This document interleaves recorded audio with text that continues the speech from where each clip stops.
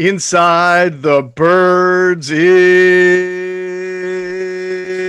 back. What's going on, everybody? Geoff Mosher here alongside Adam Caplan. We're in August now, so people waiting for football. We're treading some murky waters here, but training camp is still among us. And as we know so far, the season is still going forward as planned. And so what Adam and I are going to do this episode is focus heavily on the offensive side of the football. That's where we've, found some more discussion points lately. Oh, yeah. And some of that stems from Adam, our latest installment of ITB TV, which we did. It's on our YouTube channel now. We had what I thought was a very, very insightful interview with Bill Polian, the Pro Football Hall of Fame executive, 6-time NFL executive of the year, Super Bowl champion, just a fountain of football knowledge. And he joined us. And we hit on a variety of subjects. It's a 45-minute interview. Thought it was really good. Again, you can find that on our Inside the Birds YouTube channel. But there were a lot of things, Adam, that we thought, we would go through, specifically on the quarterback position, Jalen Hurts going in the second round, how Bill views that. And we're going to get into that. But, I think, Adam, first thing we'll do, we can clarify something for our listeners about what's going on right now in phase one, right? We know Doug Peterson's away as we record this with COVID, but he's still doing Zoom sessions. And we know that this is a strength and conditioning period that's going to go until August 16th, if I'm correct. Yeah, well, that's what it is now they're doing conditioning work, running, right, lifting, very, very little football stuff.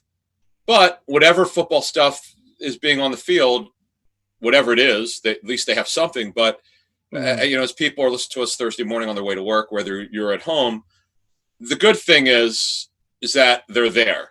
And I know Doug is not there, but he's able to watch virtually. They've got everything taken care of, as we said on our previous Inside the Birds podcast. Deuce Daly's running the show. But, Geoff, the good thing is the rookies are there. Everybody's signed. There are no holdouts. There's no one waiting. Right. Guys are there. They're still learning. And they're all together for the first time this offseason. That's what's really important here. Right. And the conditioning part of this strength and conditioning phase is important, because what we know is that they can be out on the field doing walkthroughs, and they can also do kind of pitch and catch, throw type drills that don't involve contact. As long as there's no contact, they can do some things. So teams around the NFL are doing it. Did you see the Broncos, by the way, released a video of all their guys running onto the field through a it looked like, instead of a metal detector, it's like it was like a sanitizer spraying. Oh my God. Sprayer. Wow. So they were all running through this little thing that was shooting sanitizing spray at them. I'm going to watch that video. Did you happen to see their helmets where they're wearing shields? That's a great question. I didn't pay enough attention. I'm glad I didn't know anything about this, so I'm going to look at that. Because I'll tell you what, before we get into sort of to the breadth of the show, and we're going to be talking to Bill Polian on the show, because, folks, you've got to listen to that. One of the interesting things about that show we did with Bill was that we got into some discussions, and we didn't know where it was going to go, and he took us to a spot where we didn't think we were going to go. And I don't want to give it all away, but I'm just telling you, our first subject, we're going to talk about Jalen Hurts. The great thing about having a guy like Bill is he's been around every type of player. Drop back quarterback, running quarterback, certain type of players, certain type of head coaches. And I learned, I worked with Bill at ESPN for 4.5 years. So it was obviously the highlight of my career. And some of the storytelling, and we got into that. But the one thing which he had said on his podcast, Inside Football with Bill Polian, he talked about the Wendell Davis play, the unfortunately famous play. It's actually infamous, when Wendell Davis tore both patella tendons on the Veterans Stadium turf. Geoff, Bill was actually involved in investigating that, because he worked for the league office that year as the VP of football operations. Again, yet another thing we learned in that show was that he was the guy the NFL sent to check it out. I mean, I remember growing up here in Philly, Geoff. Yep. And when I read the story back in '93, I was like, and I'd been on the turf before as a kid. Camera night for the Phillies, you get to get on the field, and you knew there was wood beneath the AstroTurf. But how about Polian talking about the Vet was not the worst turf? It was actually the Houston Astrodome. I'm like, yeah, I was shocked that he said that. I know, because the vet is kind of infamous. I mean, think of all the injuries that were blamed on the vet. Michael Irvin's career, yes, right? You know, being hurt of the vet, but then even players for the Eagles saying they thought it was such a huge advantage, right? Because visiting teams never wanted to come and play on that vet turf. But yeah, no, he had a great story about how the mound at the pitching mound, I believe in Houston, kind of contributed to the or second base. That's what it was. Yeah. And then and he talked. You'll hear the story for those of you over 40 who are Eagle fans growing up. You might remember when Wendell Davis was with the Bears. He had his career with the Colts, but Bill had not gotten there yet. He was still in Carolina. He was definitely in Carolina then. But look, that was a fun show, and Bill absolutely said he would come on again, and we'll do that. And we've got we have some really good guests we're working on. I don't know if they'll match Bill's stature, but you're going to love a couple. One of them in particular, Geoff. That I brought up, and you said, "Hey, could you get this guy?" I said, "Yeah, I know this guy. We should get him on, right?" But I don't want to give it away because I think it's a guy that I met over the last couple of years. Didn't really know him, but here I'll give you a hint. Bill mentions him, Geoff. Yeah, that's right. He does. Okay, I don't want to give that away. Oh, you might have done it already, man. No, but this guy, I'm sure will do it because he and this guy that we were going to get on, he and I have a good relationship, so I'm sure he'll do it. But anyway, so you got to listen to that show, and that was a shameless plug for it, or unshameless. So absolutely, it was amazing. So thank you.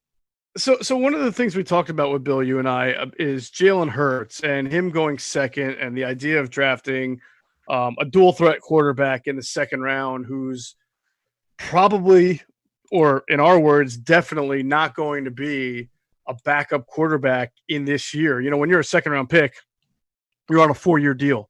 And so already 25% of your deal, you're not really used for the job, quote unquote, that you were drafted for, which I think is an interesting conversation on its own. Bill also said that he does not see Jalen Hurts being able to win the backup quarterback job to Carson Wentz. I agree wholeheartedly. Yep.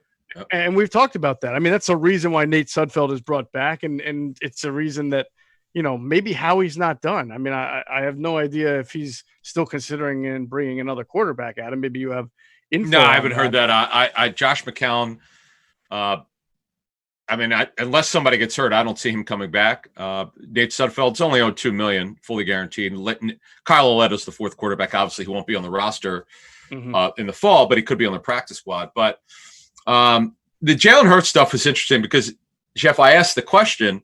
I just want to know what his reaction would be for a team taking a quarterback in the second round who you don't want to ever start a game, because that means Carson Wentz would be healthy. But he took it in a different direction. I'm so glad he did because I learned so much from it. And he backed up some of her points. That shows on YouTube. The post-second round, I think your title, in fact, I actually saw it on YouTube this week, is that it was, I forget, it was something like the Eagles shocked people drafting Hurts, whatever the title you put in there was so apropos for it because nobody saw it coming, and they did it. And what we'd said on that show was, and we'll move it forward in a second to what Bill was talking about, we knew he wouldn't just be a quarterback. No matter what was out there, there's zero chance you're taking a guy in the second round, a backup quarterback. That's not happening. Yeah, is he a quarterback first? Well, yes, and that gets us to what Bill was talking about. Yeah, and we talked kind of about the evolution here of what we can expect from Jalen Hurts. And he said, you look around the league and you see guys like, you know, whether it's Russell Wilson or Lamar Jackson or Kyler Murray, guys who can obviously make plays on the run as well as throwing the football. And it's changing football in that football used to be 11 on 10. The defense has 11 guys. The offense has 10 plus a quarterback. You never really had to worry about defending the quarterback. Certainly guys have come along that can run. Donovan can run. Michael Vick can run. But I don't think we've ever seen a point like we're seeing now, right, Adam, where, I don't know, maybe 25%, maybe more than 30% of the league's quarterbacks can all run. I mean, you've got Josh Allen, you've got Baker Mayfield, you've got Carson Wentz can run a little bit, right? I mean, Russell Wilson, Lamar Jackson, Mahomes. Patrick Mahomes. I mean, you've got Kyler Murray, Dak Prescott. Yeah, the list goes on and on. Guys can run, and you're starting to see offensive coordinators essentially. In fact, I think sometimes like Dallas could use more out of Dak Prescott if they wanted to. I mean, there are some teams that really stretch it. The Ravens get everything they can out of Lamar's running ability, and there are some teams that kind of mix it in here and there. And then some freelancers like Russell Wilson, who's just unbelievable at what he does. But it's interesting because this is what the Eagles have talked about, being on the forefront and the cutting edge, and they've talked about multiple throwers of the football on the same time. So there's got to be a role for Jalen Hurts this year as an offensive weapon. The question I really wonder is, with all this lack of camp and reps, like how much, how soon, and to what extent? Yeah, so my thought process was, as soon as the pick was made, I'd gone on Twitter and I talked about what's the guy's name in with the Saints, whose name escapes you right now? Taysom Hill. Right, and people jumped on my stuff. They're, you don't know what you're talking about, blah, blah, blah, blah, blah. I didn't say he was going to be a tight end or a fullback. I never said that. I just said that he's an athletic quarterback. He's a different body type, but he's a dual threat player. And guess what? So is Jalen Hurts. And I'd not heard the game. One of the things I love about working with Bill at ESPN, he would bring up certain phrases that I was maybe not familiar with, but he'd simplify them so everyone can understand it. So you'll hear this on our show. We deal with them. It's on YouTube. We'll get it on. We'll get it up on Apple soon. But I love when he said, and you just repeated it, that it's not, when you have a guy who's athletic, it's no longer you don't have that disadvantage anymore, because now you've got to make that defense. Okay, that guy's in the game. What's he going to do? What's he going to do?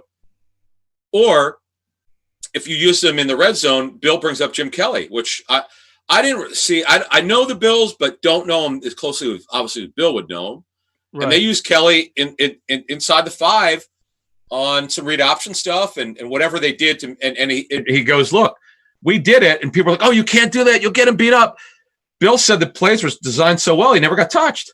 Yeah, he flips the football, and that's it. Yeah, right. Yeah, it's really not a big deal. But here's the thing, and that goes back to I think the conflict that people who don't like the pick have. Right, Jim Kelly does this for the Bills in the '80s, where at the goal line in the red zone, this is an area where, say what you want about Carson Wentz, he's been inconsistent over the last 2 or 3 years. Right, he's been great sometimes, not so great others.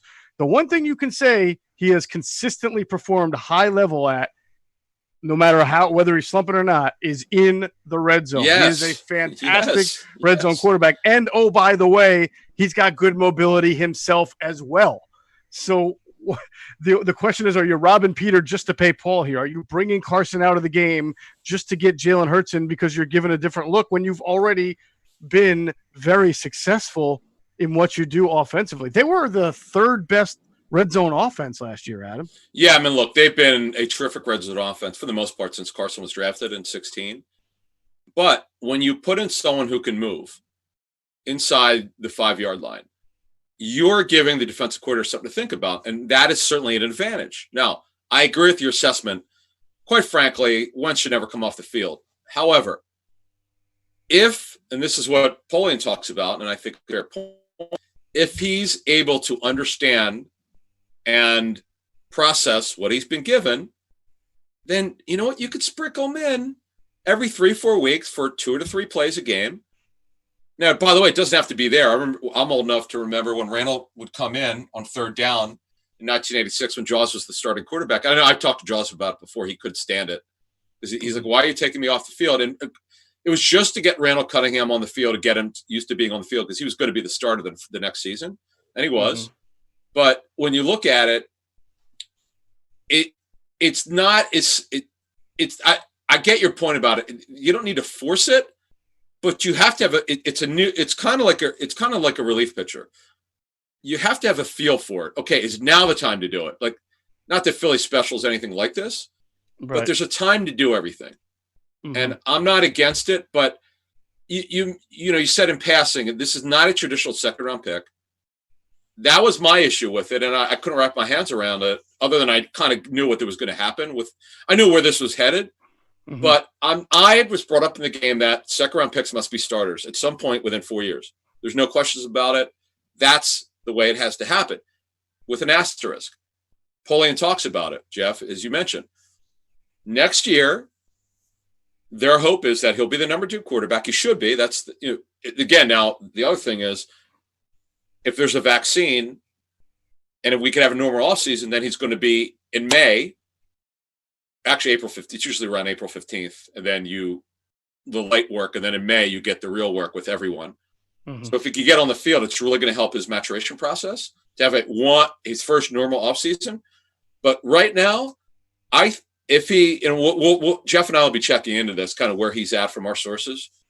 If he's getting it, he's going to be a factor every once in a while because Bill does talk about his throwing needs work. I was at the Senior Bowl, Jeff, and I can tell you he's an over-the-top thrower. It was a little bit awkward. He didn't throw the ball particularly well, mm-hmm. which is why most teams did not think he'd go as high as the Eagles took him. However, the Eagles were very concerned with a couple teams in the third round taking before they pick. So I get why if you wanted him, you got to go get him. I totally understand that.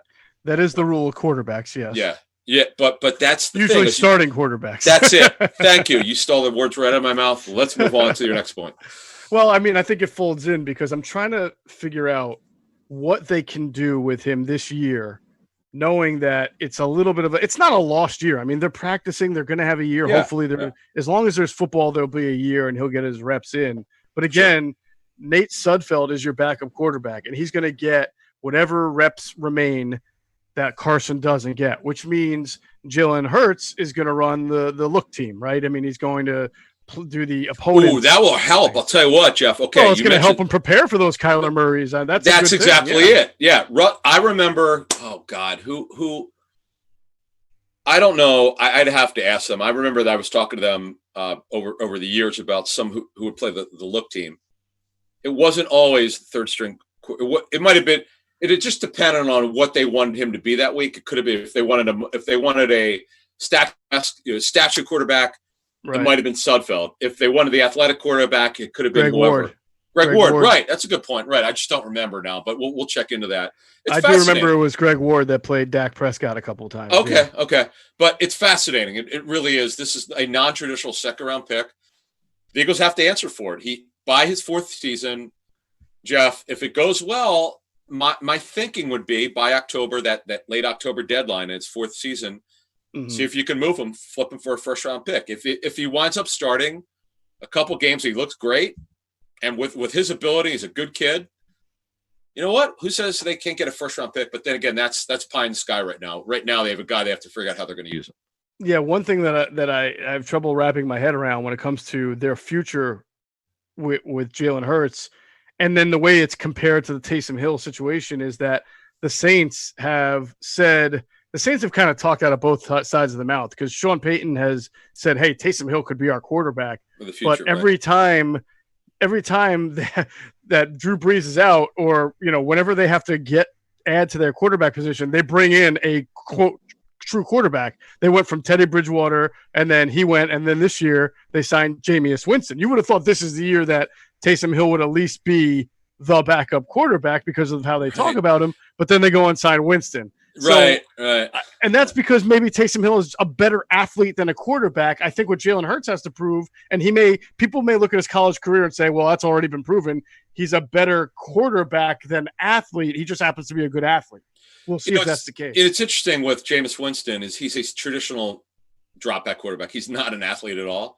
Right. He's the antithesis of Taysom Hill. He's just the opposite. He's not. You wouldn't use him the same way. He's not Drew Brees backup, right? Drop back, but he's a drop back quarterback. It's not. You're right. You make a really good point. But they're paying Hill $10 million a year, so we'll see if Brees gets hurt and he's got to play. It'll be interesting to see if they put him in there. But getting back to the Eagles here, Jeff. So it's an interesting. It was really interesting. I didn't. Again, to summarize the Polian talk on Hurts. I didn't know he was going to go in that area, but I love the points he brought up, and we're not even giving you even half of what he said. We're just giving you a smattering, and we're addressing it here because I loved it so much, and Geoff did too. We both said to each other, we need to talk about this. I thought it was great. Definitely. I want to continue to talk about the offense and get into wide receiver a little bit, but first, I want to point out that the Sixers are 2-0 since your rant after they lost that first game. So that's good. Oh, yeah. We've got the Phillies back. The Flyers are making some noise here as they restart. And the long wait, Adam, is finally over. Golf's first major of the year is this weekend. Golfers are heading to San Francisco to tee off and compete for the crown, and there's no better way to join the action than with DraftKings Sportsbook, America's top-rated sportsbook app. And to celebrate golf's first major of the year, DraftKings Sportsbook is offering a special odds and promotions all weekend long. And all new users get a sign-up bonus up to $1,000. Did you hear that? $1,000. Hey, I got to get that. I gotta get that. But see, I'm not a new user. No, their app, by the way, is phenomenal. Just fine. I'll give you an email. Make up an email address. I need to, man. That is awesome. Wow. Yeah. So every day of the tournament, DraftKings Sportsbook is boosting your profits by 30%, and all you have to do is opt in and place a bet. So head to the app right now and check out all they have to offer, including player props, day-by-day action, and even hole-by-hole live betting. That's amazing. So as football season is clear in our sights, DraftKings Sportsbook has rolled out a season-long football pick'em with $2 million in prizes up for grabs. So make your picks and watch the games unfold. Plus, DraftKings is a safe, secure, and reliable betting app. You can deposit and withdraw your funds at your convenience. So you got golf, you got this football, pool. Head to DraftKings, top-rated DraftKings Sportsbook app now. Download it and use the code ITB when you sign up for a limited time. All new users can get a sign-up bonus of up to $1,000. That feels good just saying $1,000. Yeah, I know. It's pretty legit. Their app is phenomenal. I got to tell you, I've used it. It's the best. It's phenomenal. They do a great job, and we love having them as a sponsor. We appreciate it. All right, just so remember, $1,000 sign-up bonus. Just enter the code ITB when you sign up, and that's only at DraftKings Sportsbook. Got to be 21 or older. Pennsylvania only in partnership with Meadows Racetrack and Casino. Bonus comprised of a first deposit bonus and a first bet match, each up to $500. Deposit bonus requires 25 times playthrough. Restrictions apply. See DraftKings.com/sportsbook for details. Gambling problem, call 1-800-GAMBLER. Do you like that? I didn't even – that wasn't like mechanically sped up. I just did that myself.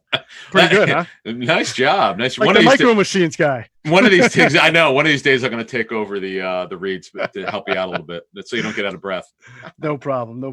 All right, let's talk about the wide receiver position. Sure. There's some stuff here too. Yeah. Jalen Reagor, because I think it's pretty interesting. We've talked about him a little bit. Okay. So last we heard from Doug, he was saying that Jalen Reagor was going to start off learning the Z. And people were like, whoa, that's where Deshaun Jackson lines up. So are you basically saying your first round pick's a backup? And you and I reminded listeners after that that's a natural starting place for a rookie, a guy with speed, but that their plan is to cross-train this guy. And they want him at Z, they want him at X, they want to put the ball in his hands in a lot of different ways. So I can tell you this, I've already heard that in whatever they're doing on the field now, whether it's walkthroughs or light sessions and things like that, that Jalen has taken snaps at the X position. So the cross training has begun. By the way, as you said back in goodness gracious in May, that was going to happen, and people were like, "Oh, you don't know what you're talking about." Well, you nailed that one. That was pretty interesting because I remember that show. I looked at the traffic on that show. It's probably that was our third most listened to show that we've ever done in the 2 years. People love. We love our listeners. It's they love the minutia of X and Z and Y and F. It's really interesting. When we came up with a show, I knew they'd love this minutia. It's just I love it. It's people want to learn. And that's why we got into this. But yeah, so Geoff, here's the thing with this player. He's not your even when he plays Z. If you look at his body type, he's just under 5'11", and he's thick.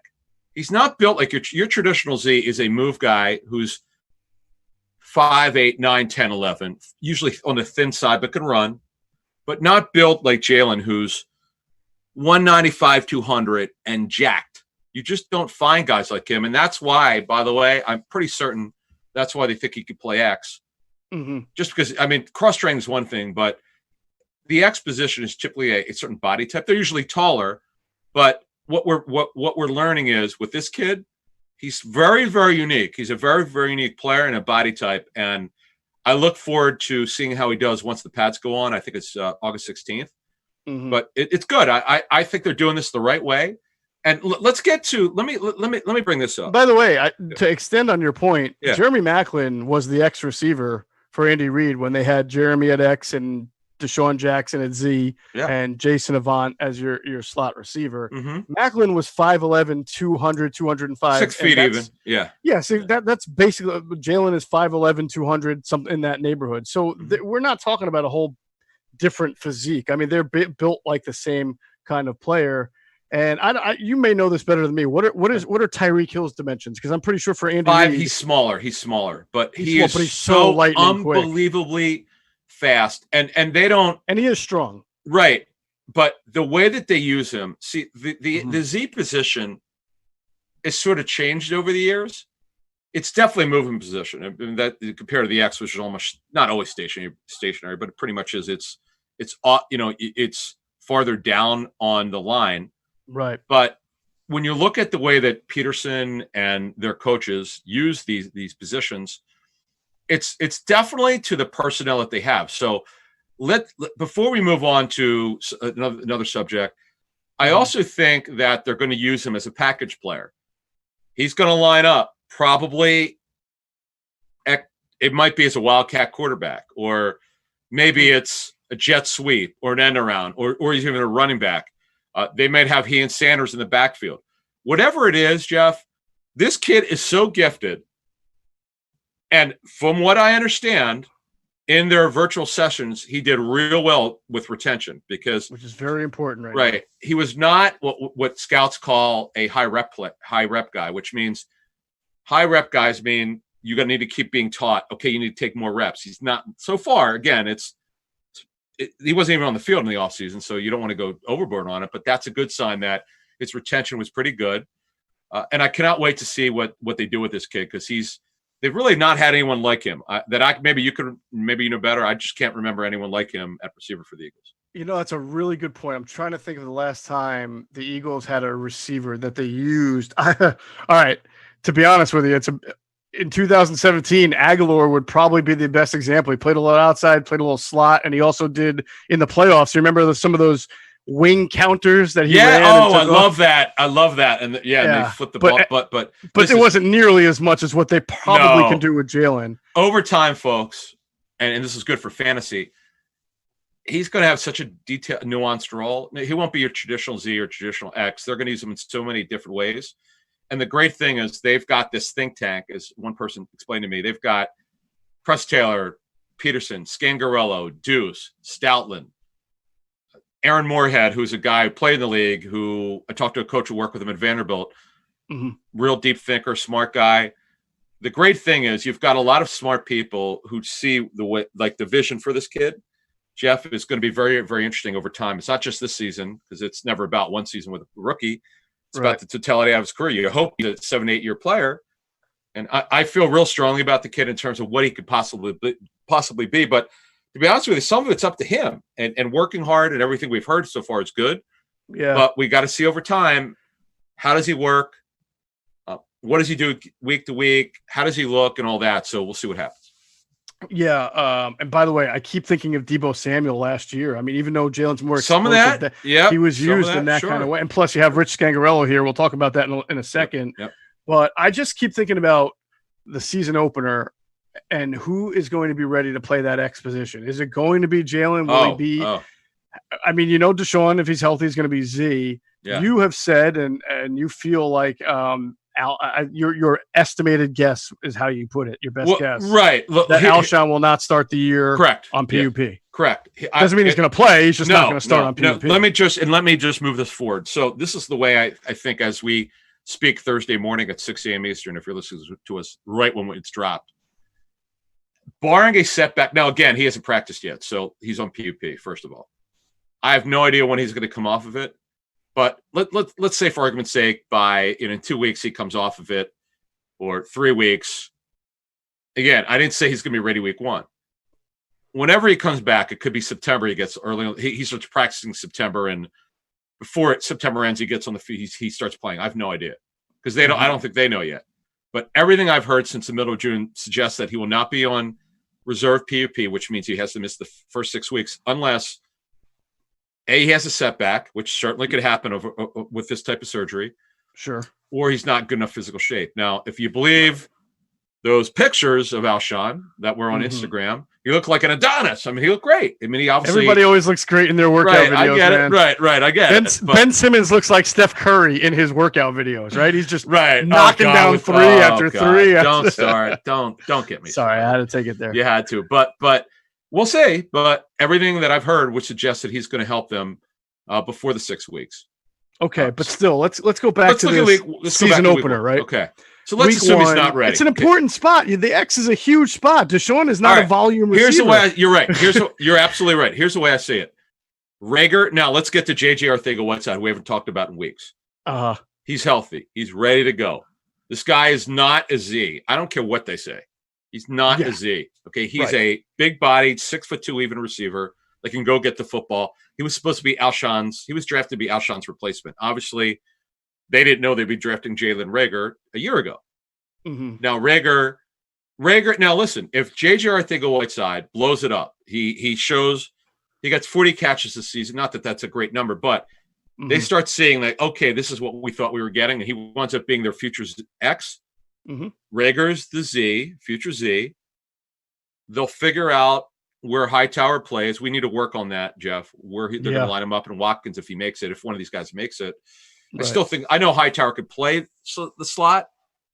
He's not strong enough yet to play X, I don't think. He needs to put weight on. He's super explosive, though, and so is Watkins. Watkins, to me, from talking to people I trust, is a better football player. Now, you can argue that Hightower's a little bit more polished, and I'm not going to disagree because that's what some people tell me, but Watkins is more gifted. He's a more flash player. But these guys are 5th and 6th round picks. They're not even guaranteed to make the roster, so I'm not even counting on them contributing this season. The guys are going to contribute, and let's stay on course here. D-Jax, as you said, at Z. Reagor is backing up Deshaun or sharing time at Z, playing X. JJ at X. Alshon at X. Slot. What? I'm sorry? Ward in the slot. And Jalen, by the way, he absolutely – he'll be devastating as a vertical slot. Once you don't – the one thing the Eagles have to be careful with, though, and Polian talks about this, about coming out of 11 lockout, because that was the second to last year, the Colts. I know from talking to coaches, and I wrote this for InsideTheBirds.com back in June. A veteran coach told me who was coaching in 2011. He said that the biggest problem that teams were doing from him talking to other coaches and plus with his club is that if you try to give guys too much coming out of having no off season, it's not going to be good. It's going to be sloppy. You gotta slow down. Don't give them too much. Right. And I know the Eagles think the world of Reagor, but they got to be careful. You got to be careful with that. Yeah, no, I agree. You can't have too much on the plate and overload these guys. So we'll see how they handle that. Want to get through and talk a little bit about Carson Wentz because he had a Zoom recently and some developments there. But Adam, it is interesting. First, I just want to remind everyone that we have teamed up with Philly's own Stateside Vodka. So support a Philadelphia's business. Go to statesidevodka.com, sign up, and you can get 10% off the best vodka out there using the promo code BIRDS on pickup or delivery. That's right, they deliver. So statesidevodka.com, you get 10% off using promo code BIRDS. Support a Philly business. And of course, speaking of support, I want to thank our friends and affiliates at PHLSportsNation.com, covering all 4 Philly sports teams like nobody else, enhancing the fan experience with their coverage. They are for the fans, by the fans. It's a great motto. So check out their work on PHLSportsNation.com. Follow them on Twitter at PHLSportsNation. And now we'll just take a quick pause for another word from our great sponsors.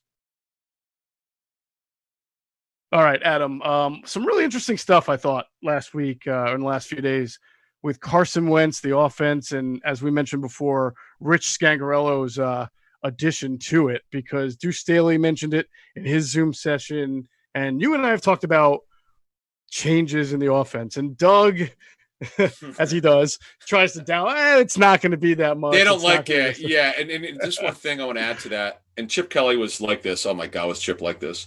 Yes, he was. You don't want to – though there are going to be changes. I mean, Doug could say what he wants. I mean, I know he's the head coach and the play caller, but I know they didn't hire Rich Scangarello to hold a clipboard and do nothing. Right. He's there for a reason.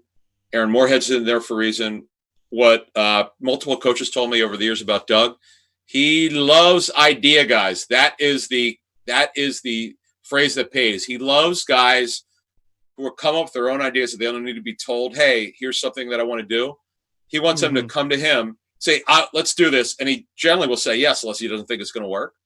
And he loves this he liked that about Frank Reich and DiFilippo and Mike Groh, and things were going well with those guys. And I could just tell you that there are going to be some changes here, Geoff. There are going to be some changes. And I think, Adam, the fact that Carson Wentz and Deuce Staley both kind of mentioned it, when they were asked about the offense, makes me think that it's going to be more than just like such a subtle thing that you're not going to notice. I mean, the guy was brought here. Rich Scangarello was brought Coaches here. always say that, by the way. I know. Oh, they downplay everything. You know why? Because, first of all, and I get it, they don't want the other team to figure it out.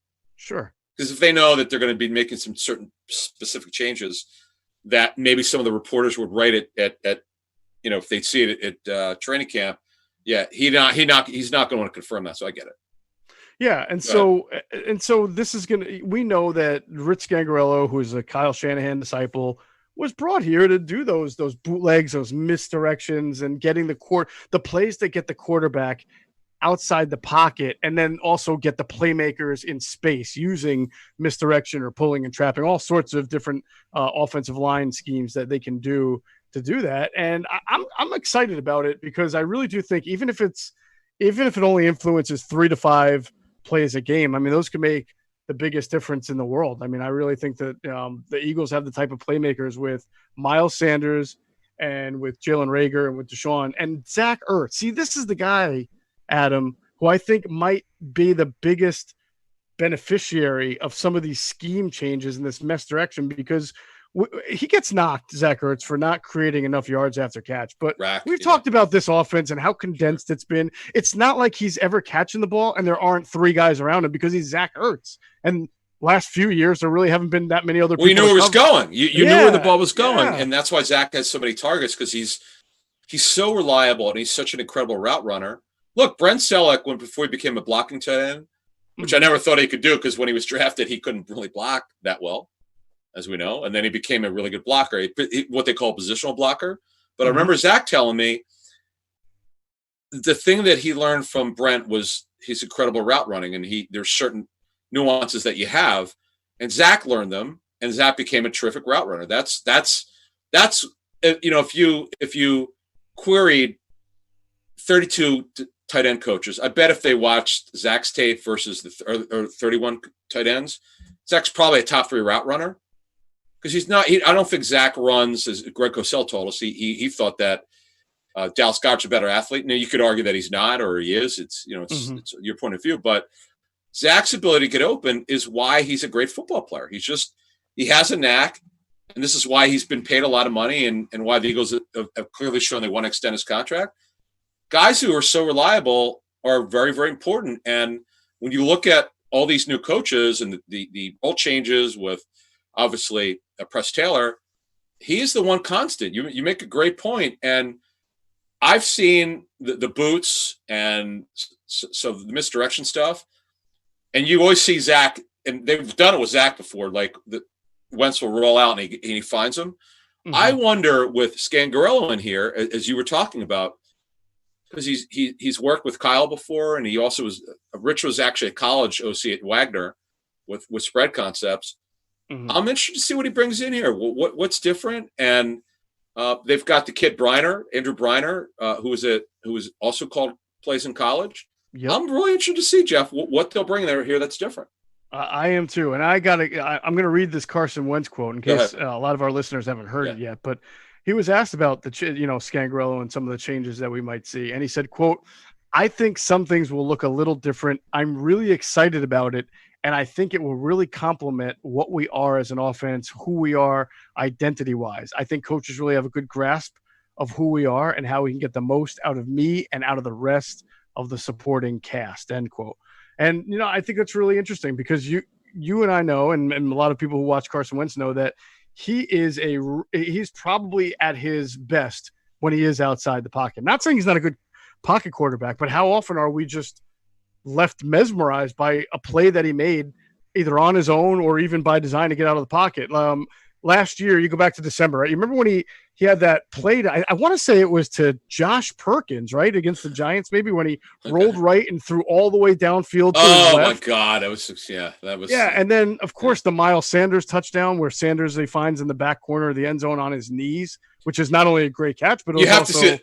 By the way, unbelievable throw. The fan cam, some fan was at that game I remember watching it. I don't know if you were watching with me, but it's one of those. He's not going to throw. No, he's not going to throw it here. He threw it, and I'm like, what did I just see? Yeah, it was amazing. And the balls to do that, it was just like that. You know, and I remember Joe Banner and I arguing over this. When he made who was it to? Was it to Matthews as a rookie when he made that throw against Cleveland in his first game where he should have he threw it over yeah, Jordan Matthews. Yes, he and threw it was between like a linebacker and a safety. Joe and I argued on that. We were working at ESPN together, and he goes, "No, you should have made that throw." And I remember asking the Eagles. They said, "Oh, you only make that throw if you think you can make it." Exactly. Yeah. And Carson knew he could make it. It's his first game. That was his first game. And by the way, that game, because, as you know, that the foolishness of the Browns passing on Wentz, they decided they didn't think he'd be a top 20 quarterback. Yep. To say that game didn't anger ownership and others would be an understatement. It angered everybody, and they saw how special the kid could be when he's healthy. And I can only imagine how they felt the week later when he went into Chicago on Monday night and beat the Bears. And then a week after that, when they destroyed the Pittsburgh Steelers and went to 3-0 on the season. So I can only imagine what Browns ownership was thinking about that. Wait a minute. Were the Eagles 3-0 in Carson's first? Were they? I've got like photographic memory. And then week 4. They got smoked at Kansas City, didn't they? No, week 4 was that's 2017. That's his second year. Okay, week 4. They go into Detroit, and Carson throws his first interception of his career. Oh, no. Who picked it off? Do you remember who picked it off? No, but was this the Ryan Matthews game? I don't remember. Yeah, he got hurt. He was throwing deep to Aguilar. Okay. And Slay picked it off. I remember he and Aguilar had no chance to catch the football because he had to throw it up. I get it. It's just funny how I remember Brian Matthews getting hurt in that game for some reason. But I'm looking forward to this. This is going to be if everybody could stay healthy. They've been waiting for this speed, and obviously getting Deshaun back and getting Reagor, even if Hightower and Watkins don't make the team or don't contribute. Mm-hmm. And Bill Polian, we asked Bill about speed. Wait to hear what he has to say about that. Yeah, we talked to Greg Cosell about it. That show. List, by the way, you can go to either. We put on both YouTube and Anchor, correct? Both on Apple. Yes. Okay, yes. So listen to that Eagle show and listen to when Greg broke down what speed. It just changes the game, and they're gonna. You make a great point with Wentz and Ertz. If their speed's there deep, Zach actually said this last year.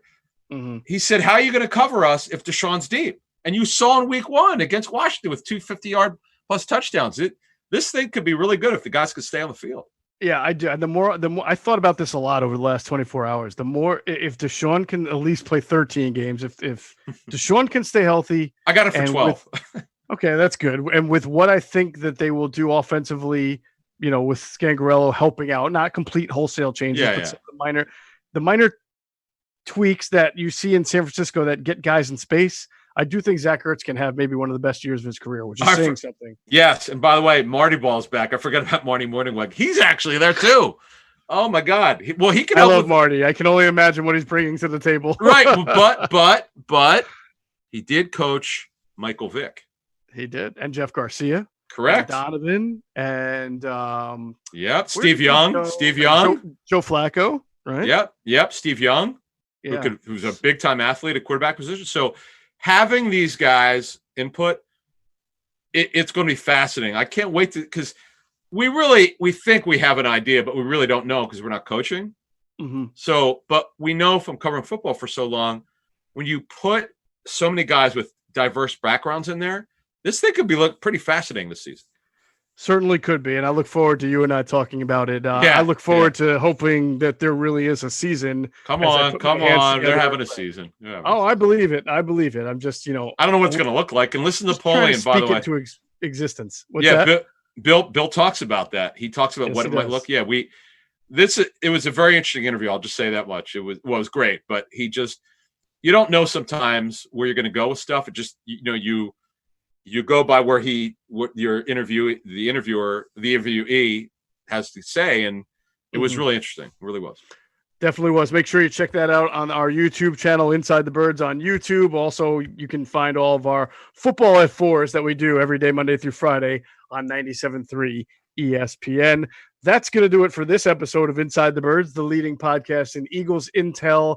Big thanks to our producer, Hunter Brody. Check out his work on his YouTube channel, Sports Talk with Broads, and check out his podcast. It's called Processed. He does it with former Villanova basketball star Darrell Reynolds.